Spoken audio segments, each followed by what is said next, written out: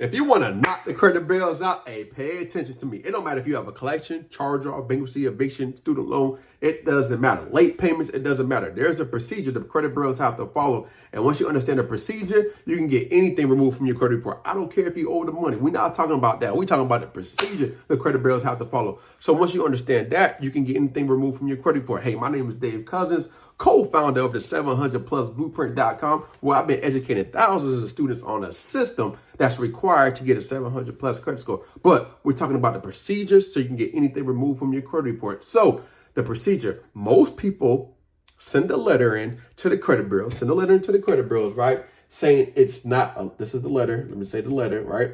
Saying it's not there. They send it to Experian, TransUnion, Equifax.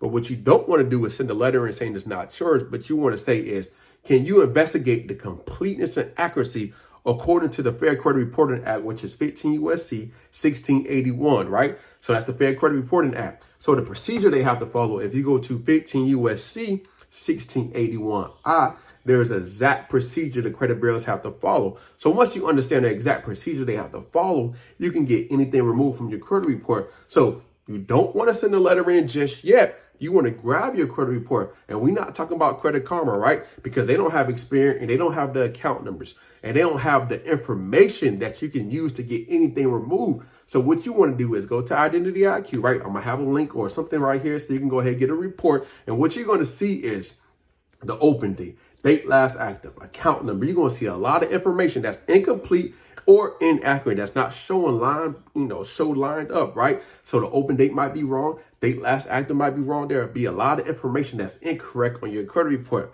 And according to the law, everything has to be complete and accurate, all right?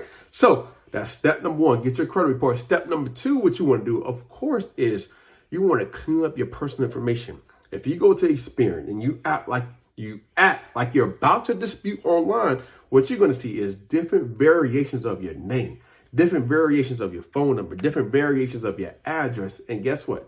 That has to be complete and accurate as well. So what you want to do is make sure you have one name, one address. The reason why is because guess what? If you apply for anything and the banks look and see, hey man, this person is all over the place. How can I trust this person? So you want to clean up that as well. So you want to have one name, one phone number, one address, and one job history, right? And that's what you want to have on your exact credit report. Now you want to clean that up.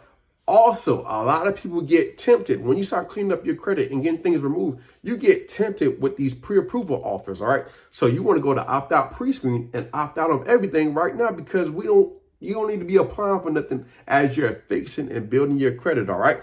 So now that you got that out the way, once you do that, now you want to send your letter in and you want to have a letter and I'm going to have it for you. All you got to do is comment me at the below and I'm going to send you a letter. Basically, I call it the secret letter where it basically says, hey, challenging the completeness, all those negative accounts that's on your credit report, you want to put those accounts on this letter. And what we state in this, can you investigate the completeness and accuracy of those specific accounts and remove them if they're not complete and accurate? So you gave them an exact process to follow, right? And what they're supposed to do is investigate the completeness and accuracy of those specific accounts, all right? They're supposed to update and modify anything according to 15 USC 1681 I-5, right? So when you send the letter in, of course, they have 30 days according to the law. So they have another additional 5 days to respond back to you. So they have 35 days. And within 35 days, 3 things might happen, right? Either they say, hey, everything was updated, verified, everything was, according to the law, complete and accurate, which is probably a lie. Number 2, they don't respond to you at all. They don't respond to you at all, which is another violation. Or you might get things, some items removed off your credit report, all right, which is good. Now, let's just say they said everything was verified. Most of the time, that is what happened. According to 15 USC, if you go to the law, 15 USC 1681 I-5, they're supposed to modify. So everything's supposed to be complete and accurate. But guess what? They don't. So that's a violation. Now, what you want to do next is send a letter in asking them, can you provide me a description, according to this law, 15 USC 1681 I-7? Can you send me the description on how you verified everything? Because they are supposed to update and modify it. Can you send me a description? And they got to do this within 15 days. So that's 2 violations right there. And all you got to do next is file a complaint with the CFPB. You're going to start getting things removed from your credit report.